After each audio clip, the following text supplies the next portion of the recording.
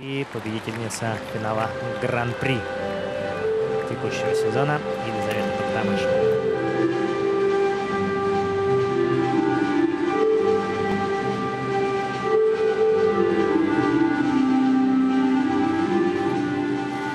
Есть! Тройной аксель!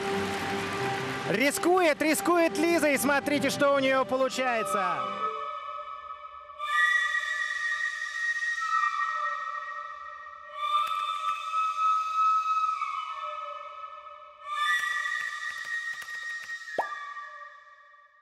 Всем привет! Меня зовут Елизавета Токтамышева, я фигуристка и первая участница онлайн-сериала Юрия Смекалова.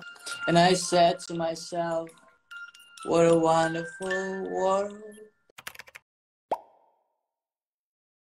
Когда начали закрываться театры, в которых мы выступаем, Мариинский театр, наш любимый дорогой дом, приют комедианта, где мы часто показываем свои спектакли и делаем эксперименты, то мы поняли, что необходимо что-то делать, необходимо что-то срочно менять в этой ситуации. И пришла в голову как раз идея сделать Med Lab, это лаборатория Med Company, для того, чтобы изучить новые механизмы работы, взаимодействия со зрителем и попытаться использовать интернет-механизмы для того, чтобы можно было совершенно по-другому существовать в пространстве, но при этом сохраняя какой-то творческий мотор, который есть в каждом, я думаю, что творческом человеке. Конечно, было волнение показывать весь процесс, подготовку, движения, музыку на столь раннем этапе, то есть еще полгода практически до нового сезона мы уже раскрыли карты. Но мне кажется, этот риск оправдан, потому что люди, болельщики, им очень интересно посмотреть как раз этот процесс изнутри. И в таких условиях, в которых мы сейчас находимся, это действительно что-то новое, интересное. И поэтому я подумала, да, будь что будет, давайте сделаем это. И мы начали думать, каким же образом сделать интересный формат для того, чтобы максимально подключить зрителя, для того, чтобы он окунулся и увидел, как же создается все-таки хореография. И я вам могу сказать одну вещь, что когда идет обычная работа, простая, каждодневная, рутинная работа спортсмена или постановщика или артиста, то зритель не имеет возможности увидеть, как это происходит, потому что ты всегда один или с артистом в зале находишься, или с фигуристом в данном случае. Ты разрабатываешь, репетируешь, сохраняешь это в тайне, чтобы этого никто не увидел. И в конце концов это выносится уже на суд зрителя или на суд судей, когда все готово окончательно. А сам процесс создания, он, естественно, никому не виден и никому не ведом. И в этом случае мы оказались с вами в обстоятельствах, когда и зрителю одинаково интересно изучать механизмы сотворения или механизмы создания программы, и нам с этой стороны очень интересно придумать и понять, как работают эти механизмы, чтобы максимально весело, круто, с какими-нибудь экшен такими моментами передать вам то, как это происходит. Начинаем с вами первую репетицию нашей произвольной программы, которая будет поставлена для Лизы Токтамышевой. Сегодня мы работаем с композитором. Мы вам покажем, как это происходит, как выбирается музыка, как начинается складываться какая-то хореография, как появляется некая ритмика в хореографии и какие движения рождаются.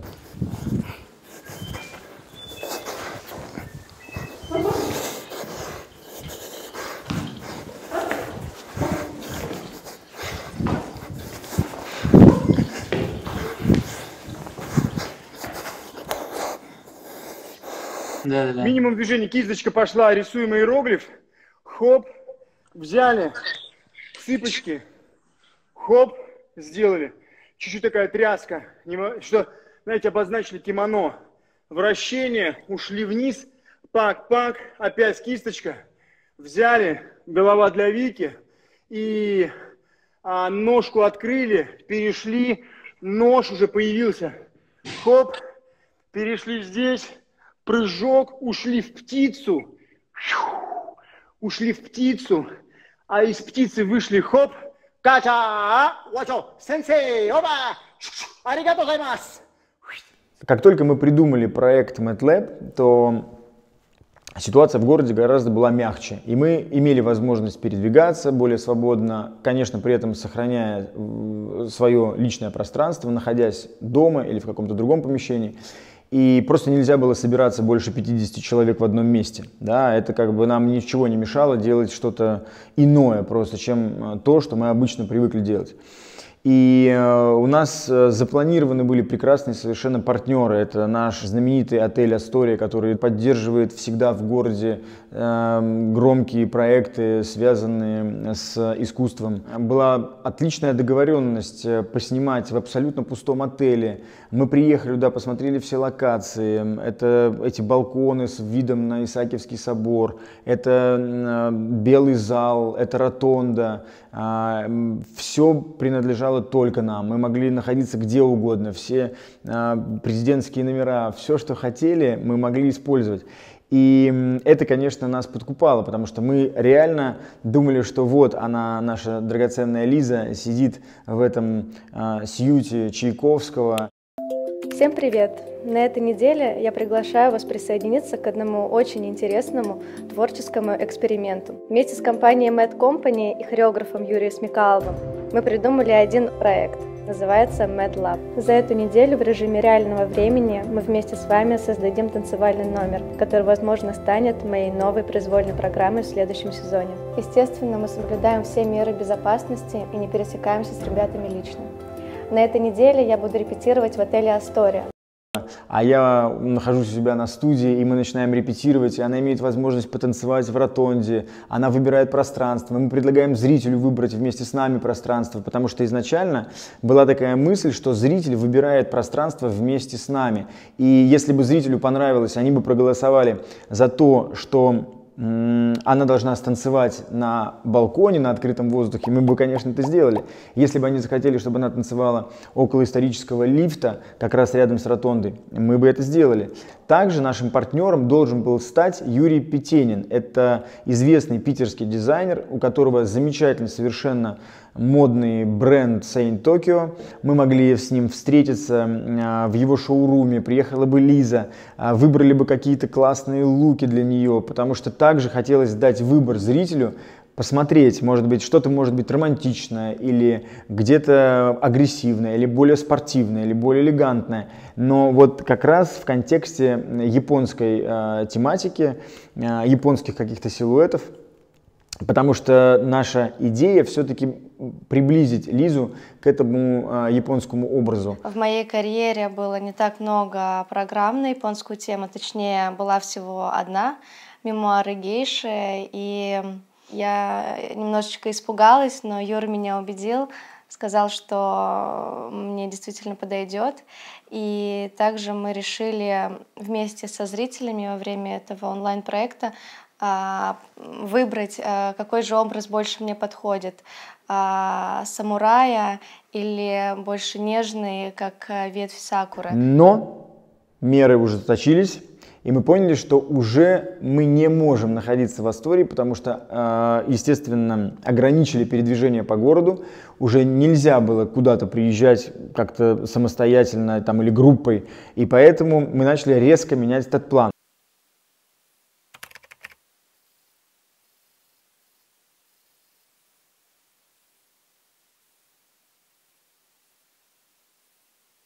Ну, короче, в итоге я нахожусь в собственном пространстве, в студии, куда я могу совершенно спокойно приехать на своем транспорте. Лиза находится у себя в квартире и будет вести онлайны оттуда, и ведет онлайны оттуда. Мы уже записали интервью.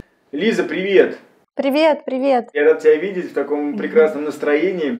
Мы уже прошли половину пути, дальше у нас остается сочинение хореографии вместе со зрителем. Было очень интересно наблюдать, как зрители, кто следит за этим проектом, в онлайн-эфире вместе с Юрой Смекаловым и Пхимой, музыкантом, предлагали движения, когда Юра как раз креативил и пытался найти образы движения для нашей программы. круто, когда зритель вливается в этот процесс, и некоторые люди предложили мячи, поклон, то есть как раз в этом и заключается сам весь проект, что мы вместе со зрителями делаем программу. И они действительно были поглощены этим, было интересно, потому что такие детали, то есть это не просто так, а давайте взмахнем здесь рукой, это были осознанные действительно движения, которые очень хорошо влились в программу, и в итоге в нашу постановку, в наши растанцовки мы их увидим, те предложения, которые люди сами написали. Скрещиваешь, и потом уходишь в жесткую позицию. И потом у тебя рука, помнишь, смотри, что вот эта рука опускается вниз, а это идет вот здесь, через шею. Через шею наверх, это поднимается через стороны, и идет прыжок. Тум! Идет прыжок, и как будто ты приходишь в состояние поклона. Вчера наши подписчики, там, кто был в эфире, предлагали рассмотреть идею с поклоном, как бы с этим, с японским, чтобы была хорошая ассоциация. Да? Аригато займас. Помнишь, да, как это в Японии? Что самое это интересное, что видишь, что они всегда уважали расстояние друг друга, и поэтому не здоровались за руку, а вот аригато займас. Уникальная вообще совершенно история. Я никогда этого раньше не делал. И вообще, в принципе, я никому не люблю доверять какую-либо работу. Потому что для меня важно, чтобы было все под моим собственным контролем, чтобы я все понимал и все чувствовал, что происходит. И если я чувствую, что что-то идет не так, и что-то я не контролирую, меня это жутко раздражает. И в данном случае как раз этот момент, когда мы даем вам возможность прикоснуться к тому, как сочиняется хореография. Что вы можете повлиять на какое-либо действие. Вы можете увидеть, что есть мечи, есть перья, есть, я не знаю, кисточка, есть сакура, есть какой-то самурайский дух. И ваши предложения, которые уже поступали, когда мы сделали прямой эфир с Пхимой Юнусовым, с композитором, и то, что есть эта обратная связь, и то, что мы используем ваши предложения, это для меня совершенно новый опыт, и я прям получаю реальное удовольствие от того, что мы имеем возможность вот так неформально с вами общаться. Ребят, смотрите, и еще сегодня мы будем, есть время у вас для того, чтобы предложить что-либо, какие-то идеи, какие-то ассоциации, связанные с японской тематикой. У вас сегодня еще есть время. Завтра мы сделаем таким образом, что Лиза, я оставлю ей ключик под ковриком своей студии, она туда приедет, мы там установлю свет и камеру, чтобы она смогла прийти, все будет уже работать, и она сможет пройти всю программу, уже пристраивая ее к рисунку произвольной программы на льду. Естественно, когда мы в таких условиях вынуждены создавать программу, даже не короткую, а произвольную, где намного больше элементов, есть размышления, как же это все можно воплотить на льду. Но так как есть определенные шаги, движения, расклад элементов, который мне понятен, и какой-то шаблон, да, произвольной программы, то мы под него сейчас на полу подстраиваемся. И когда я выйду уже на лед, можно будет спокойно, не спокойно, конечно, это большая работа, но будет понятно, где какие руки можно ставить. То есть у нас сейчас будет на полу целая программа, достаточно большой объем движений, рук.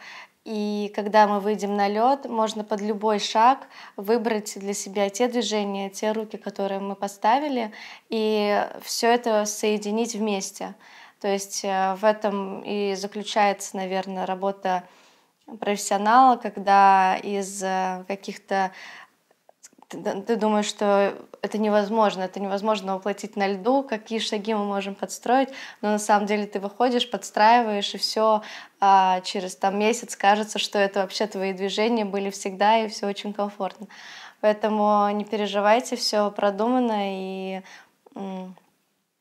мы постараемся максимум использовать тех движений, которые мы сделаем на полу, чтобы действительно этот образ, эти классные руки, корпус, это все сохранилось, и показать такой мини-спектакль. Да, ребят, не волнуйтесь, мы надеемся, что движения не помешают прыжкам, и мы, конечно, будем об этом думать. И естественно, что Алексей Николаевич Мишин, тренер Лизы, он обязательно скажет нам, если где-то мы будем слишком много давать движений. Это работа, которая идет на абсолютное взаимодействие, и нам важен все-таки результат, чтобы Лиза откатала качественно, чтобы она сделала все элементы, чтобы она смогла сделать все прыжки, но при этом смогла сохранить художественность программы и смогла быть максимально выразительной и интересной для каждого из вас. И самое главное, что позволяет нам сделать этот проект, это совершенно уникальная опция, которой никогда не было бы раньше.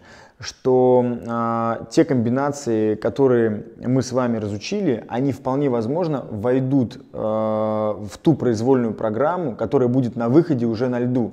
И я бы очень хотел, чтобы вместе с вами, сидя у экрана или, например, там на соревнованиях, чтобы мы вместе с вами увидели эти комбинации внутри программы. Вот это был бы вообще настоящий чистый кайф для меня лично, потому что зная о том, что вы вложили частичку себя в этот проект, дает нам совершенно другую энергию. Если это произойдет, это будет для меня небольшим символом того, что творчество по-настоящему объединяет людей и по-настоящему творит волшебство. Поэтому MATLAB — это в первую очередь волшебство. И я надеюсь, что оно произойдет.